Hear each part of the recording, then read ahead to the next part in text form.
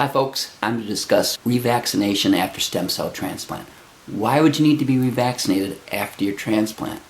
Well, there is a high probability you've lost most, if not all, of your childhood immunity after the transplant. The CDC recommends revaccination after stem cell transplant. Below, I have included 2 references from the CDC website. How do you go about the revaccination process? Oftentimes, it's part of the stem cell transplant protocol. So the stem cell transplant team will schedule all of your appointments. So nothing to worry about.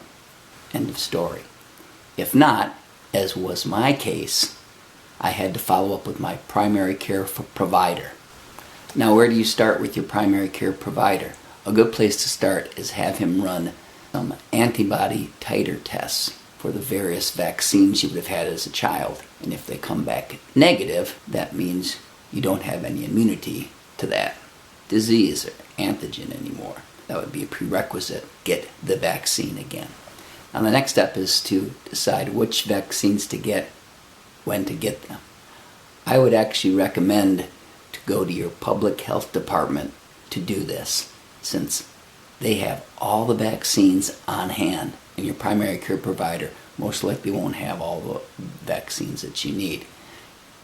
They'll be able to schedule for you, and they actually will have the CDC recommendations perfect.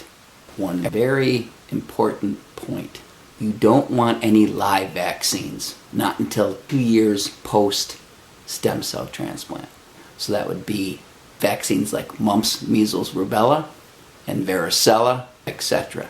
Thanks for staying with me. Hang with me now. Next will most likely be Fun and Sun. We'll see. I might have one more cancer discussion. I'm not quite sure yet. All right? Any questions, comments below, please? Thank you. Ciao.